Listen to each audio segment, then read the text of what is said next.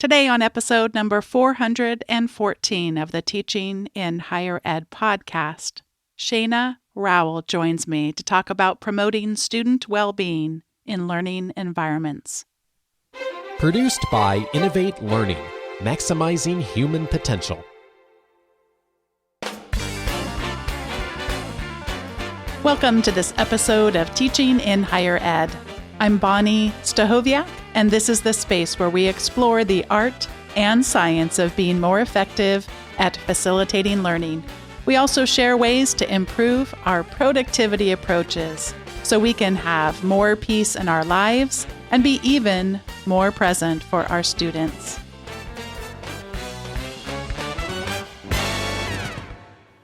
Shaina Rowell is Assistant Director of Educational Development in the Center for Teaching and Learning at Washington University in St. Louis, where she works with faculty, postdocs, and graduate students.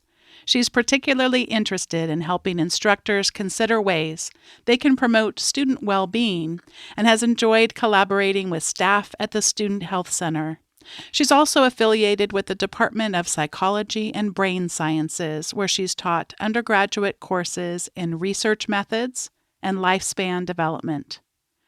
Prior to joining the Center for Teaching and Learning, Shaina worked for the Center for Integrative Research on Cognition, Learning, and Education on projects to implement active learning in large courses and to help students improve their study habits. She earned her PhD in developmental psychology from the University of Virginia.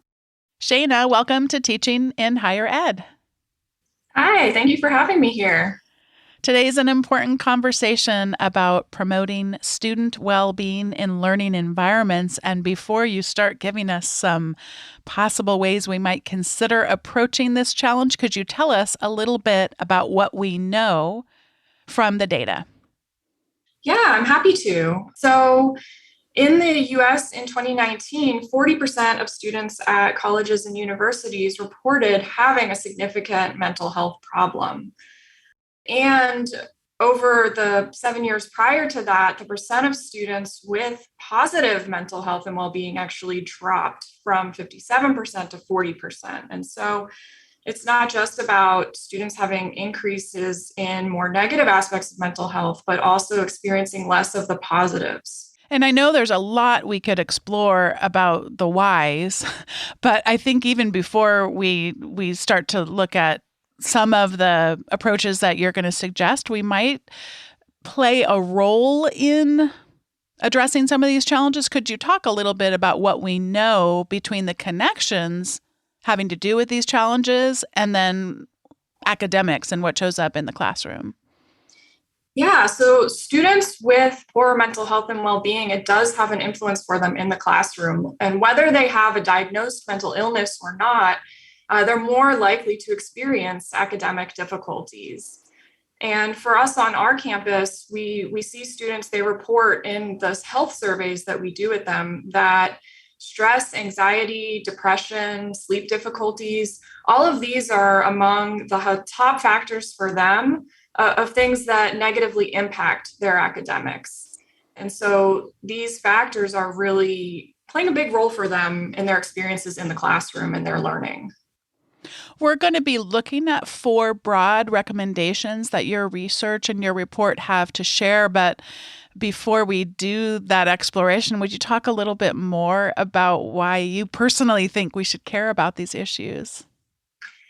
Yeah, I think it's just really important from being an instructor and from being someone who works with a lot of other instructors, just seeing how important it is to acknowledge that students' mental health and well-being isn't just someone else's job.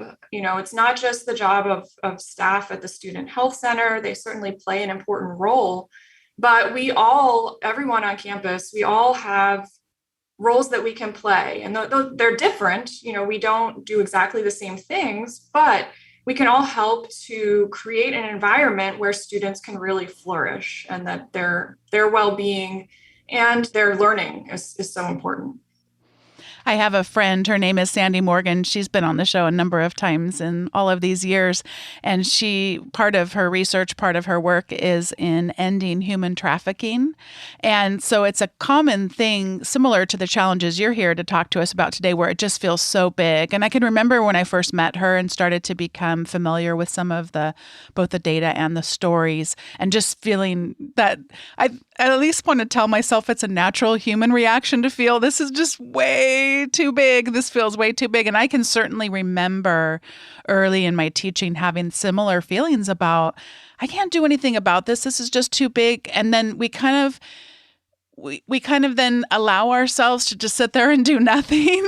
And I feel like the good news, I mean, if we can try to take a sliver of good news out of it, these are real challenges. I mean, this is, our students are hurting, and those of us who care so deeply, which I don't know anybody who listens to this podcast who doesn't, it can feel overwhelming. But I truly feel like what your research has shown is that while, yes, it's an overwhelming problem as a whole, there are some really small, practical, very tangible things that we can do that, no, are not going to solve all of these issues, but that can really contribute to making it better and it's that whole classic story about the starfish. If we can just get some of those starfish back. And so do you have a similar feeling like that? In either in this area or in other areas of your life where at first it felt way too big and then now you feel like you maybe have some footholds?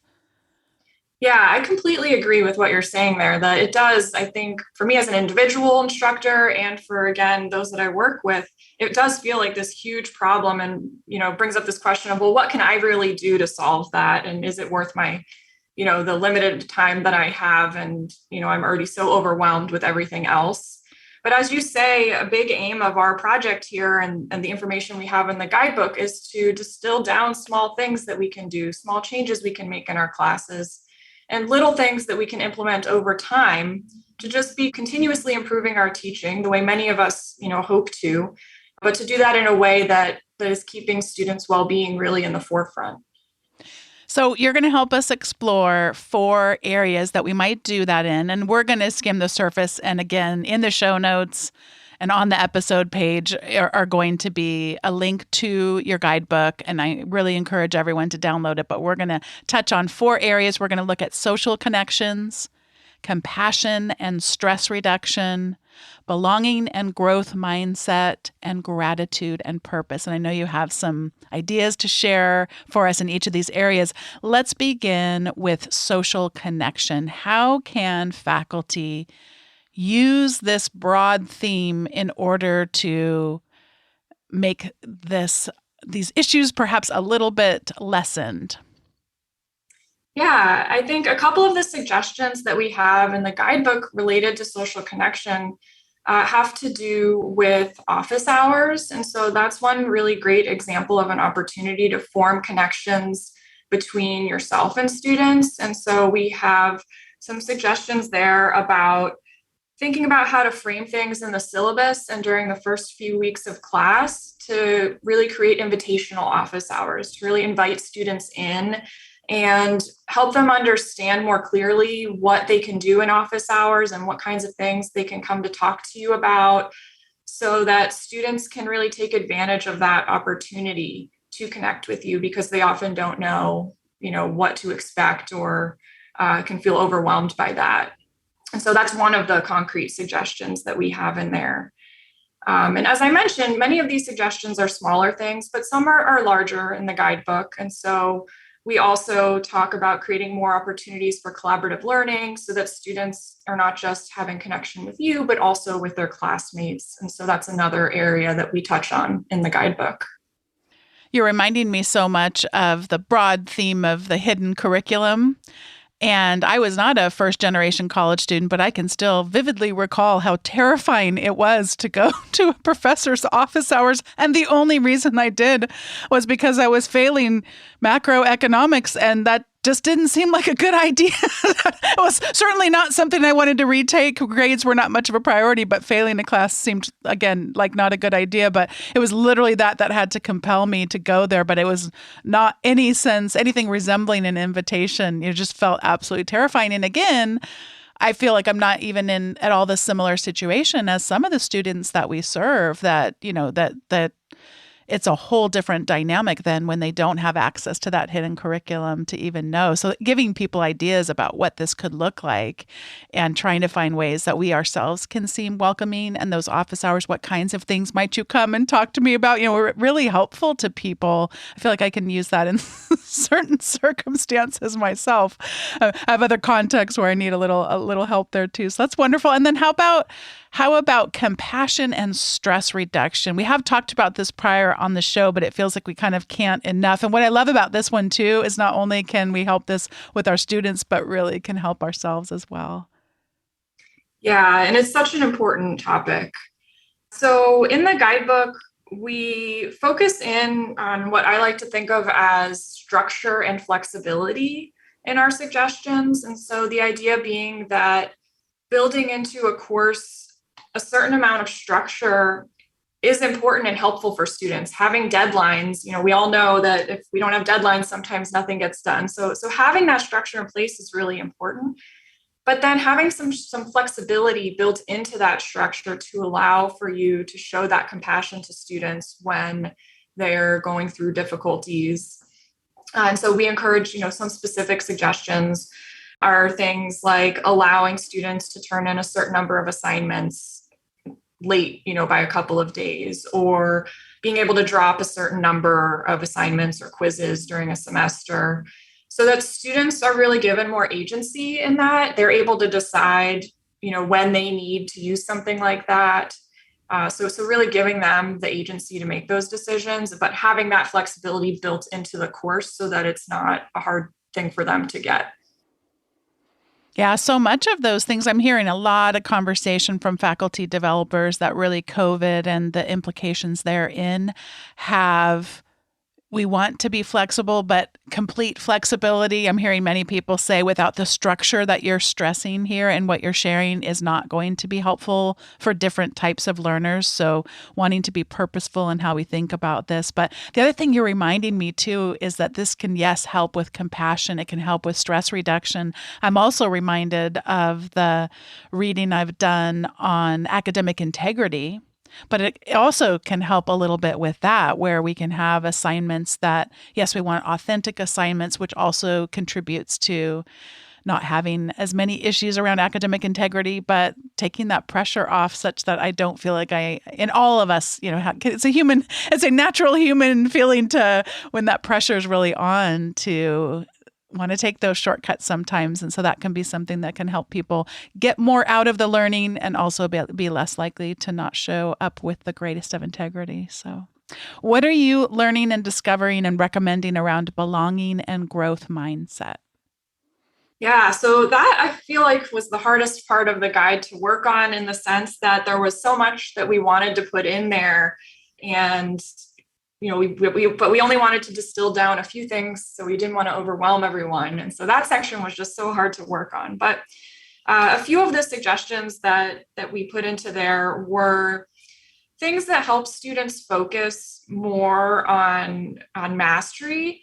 And so when you're thinking about the structure of your course, to be thinking about that in the back of your mind and kind of have that influence a lot of your decision making. So just a couple of examples would be having more, low stakes formative assessments, having opportunities where students can go back and make corrections on something. That's something I've been trying this semester for the first time. And I've really felt like the students got a lot out of it, being able to go back and make corrections on their exams. Similarly, revising, other types of assignments. So building that intentionally into the course so that students see their learning growing over time, and they can place more emphasis on that.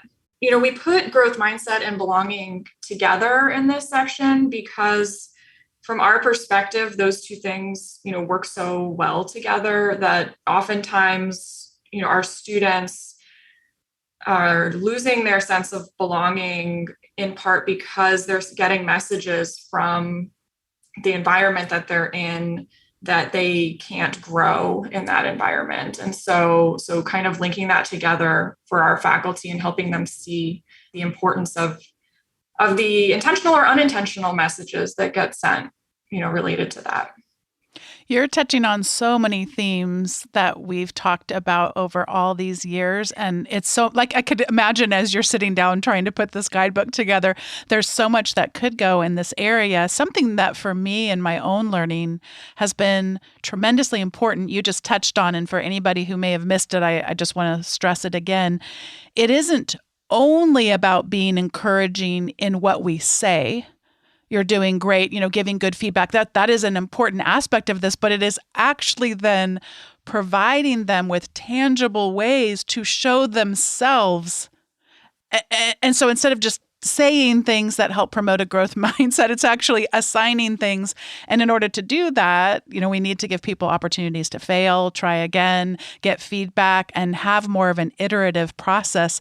And I do want to just quickly mention that, so when this airs, this is episode 414. So I'm going back to 410. So if you're not a regular listener and you're just here for Shaina and the great guide, I'm so glad you're here. But I just listened to that episode a couple days ago, and I told a story about a student in the class I'm teaching right now who said he can't see ever using some of the skills that we were talking about in class ever outside the class. But, he wasn't being rude at all, but it was kind of one of those things of like, oh, shucks, bummer when you can't reach 100% of them. And literally by the time the episode aired, he already had, not that much time. So I think sometimes we give up. And part of this is, I think, the system, because so many classes, you touch on a skill, you turn in the paper, and you never see it again. We're not necessarily always good at doing this in a more iterative process across multiple classes to both build up students' confidence in their own skills, but also confidence in us that we know what we're doing and that these skills actually and the knowledge really does matter and it's going to be relevant to them in their lives. And so I just wanted to quickly report back in that I already had a success story.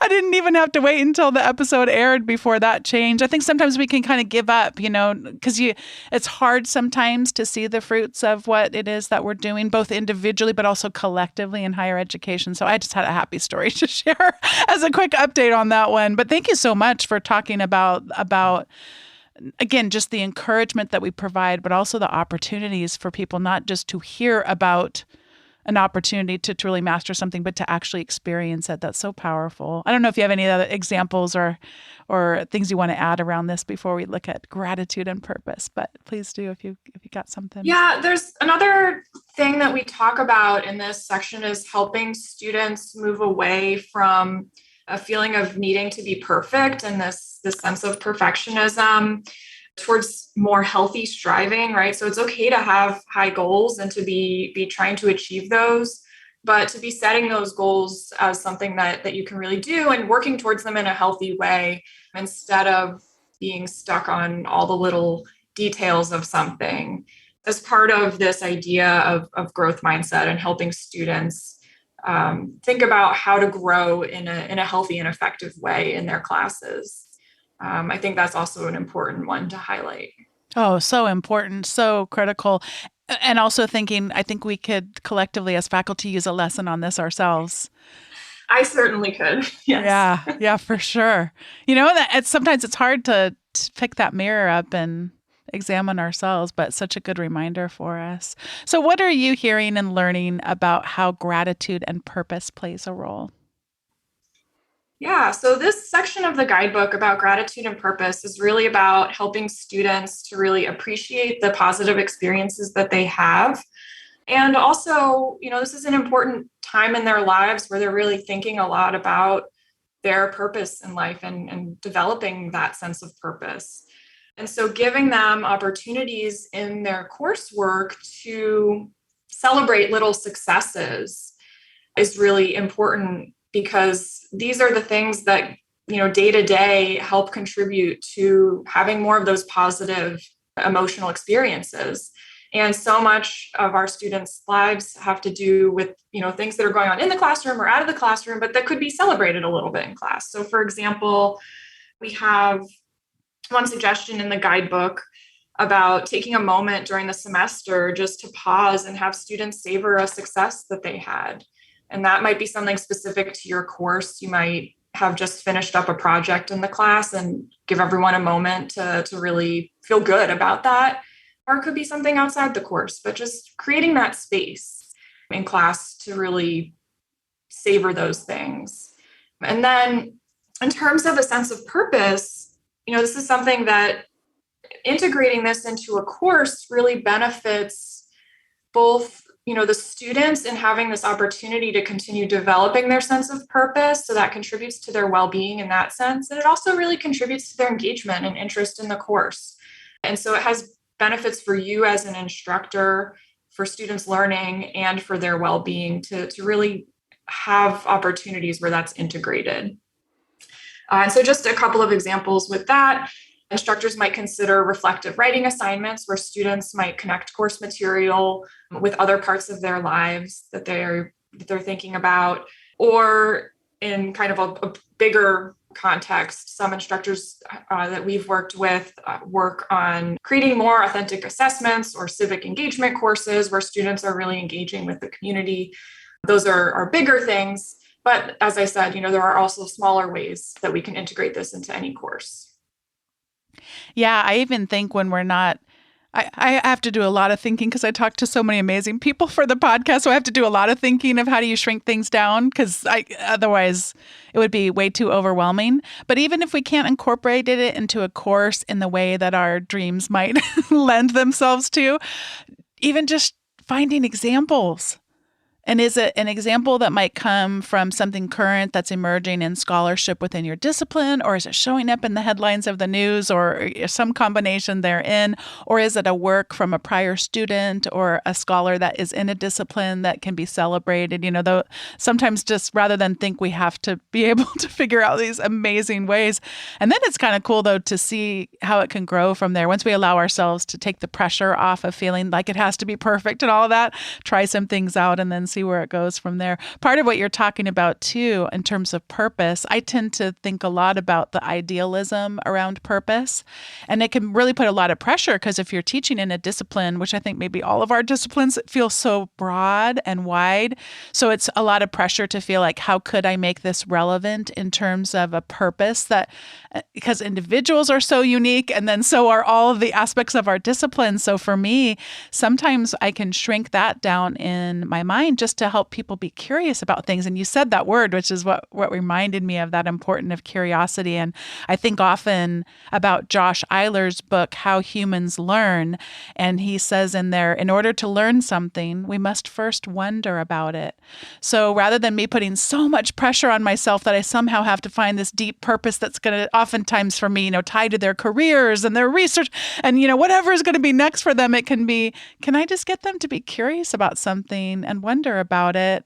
And maybe it feels small today, but then those little tiny doses of curiosity over time can add up to really pretty magnificent things. So I don't know. You can tell a theme in this episode, I feel like, is trying to take pressure off because these issues are so important and they're so big. And when we care so deeply, we sometimes can forget that, that little thing. It reminds me so much of when people interview someone about who was the teacher who had the biggest impact on you. And so many times it's not a teacher that necessarily did anything that any of us couldn't do. It was a set of words. It was encouragement and all of that. So I think that brings me a lot of hope. I don't know about you. Yeah, it definitely does. Yeah. All right. The last area you're going to help us explore has to do with supporting students who are in distress. Yeah, so the last section of the guidebook we created in partnership with our Student Health Center. And this is about helping instructors to think about what their role might be with students who are experiencing some sort of psychological distress. And so really focusing in on the fact that we're not mental health counselors. And so, not asking anyone to be that, but to think about, what we be aware of and what things can we do to help support students and and really think about our campus as an integrated network of trying to support students' well-being. And so in the guidebook, we really focus in on helping instructors think about how they can recognize different warning signs with students, how they can approach conversations with students where they can express their concerns with the student and really listen to them. That's actually one of the biggest components of this section is suggestions about how to really actively listen to students and open up a chance for the students to let you know what might be going on with them, or to choose not to open up with you about that, but just to kind of create those opportunities for the students. And we provide, some specific phrases and things to use with students to give instructors an idea of how to approach those conversations, because I think it can feel overwhelming and like you don't know what to say. And so just ways of validating students and saying things like, well, yeah, that does sound hard. It sounds like you have a lot going on, and just trying to help give people toolkits to feel more comfortable. And then, of course, a big focus of this is that if instructors, are concerned that a student, maybe their distress seems to be increasing or has been going on for, a few weeks, that knowing how to refer students to student health and knowing what resources are available to students. I think that's such an important thing, that even as instructors, just being aware of what's out there, what resources are available for students is so important, because even though students might be told from many different places that, hey, you could go do this or that, counseling on campus, it's hard for them to keep track of it all. And I think it means a lot to them when an instructor says to them, hey, there's this program where you can just go for a 20-minute Zoom appointment, that might be a resource of interest. And so I think that can be really powerful. So just being aware of what resources are available on your campus. Yeah, so much of my learning here is stressing the importance of reducing the stigma of help-seeking behaviors. Can be a huge one. And we had a mental health workshop on our campus in the last 6 months or so. And one thing that's still resonating from what that individual shared is, yes, please. And I do this on a regular basis of encouraging people to seek therapy and talking about what a difference it's made in my life. So that's part of that, reducing the stigma. And yet we also can be encouraging some of the small things. Have you been outside and gone for a walk before you start to study tonight? Can I get you outside for a 10-minute walk in the sun? And again, not wanting to minimize things. And certainly, the importance of therapy and getting the medical help that we need at different seasons in our life. And yet sometimes a 10-minute walk is incredibly nourishing and healing. And if I didn't have my mom in college regularly reminding me to do that, I don't know how I would have made it through. So yeah, I think that's a wonderful thing. And you talked about that also earlier in the stress reduction too. Yeah, really important. So, well, thank you so much for all of this great advice. And people can imagine, of course, I'm going to encourage everyone to download the guide, and it's free and available and a wonderful resource. And I have a couple of other recommendations I would like to share on today's episodes as well.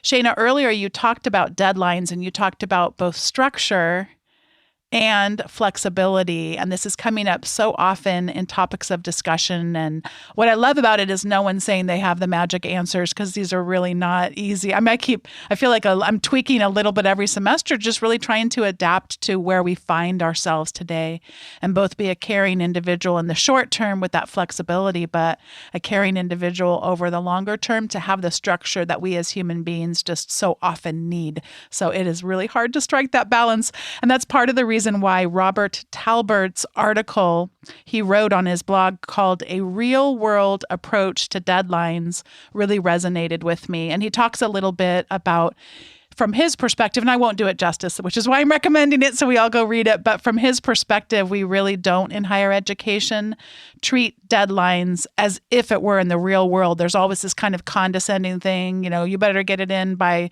11:59, and that's real world. And he really pushes back on that assertion by many faculty that we need to have real world pressure put on students that every single little thing has to be turned in by exactly that time, or it's a pass fail kind of, if you didn't get it in by 11:59, you're out all the points, that kind of thing. So he pushes back on that, talks about deadlines.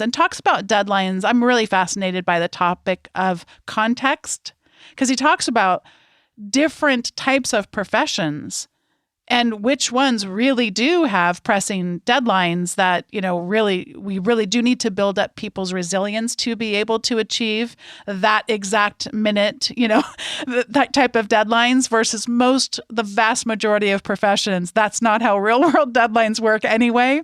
So it's just a really nice piece. It got me thinking a lot and asking questions and still feeling like I don't have all the answers, but I really appreciated it. And then the second thing is a totally different category. And if you've been listening to this show for any length of time, you probably know that I work to not recommend the same thing more than once.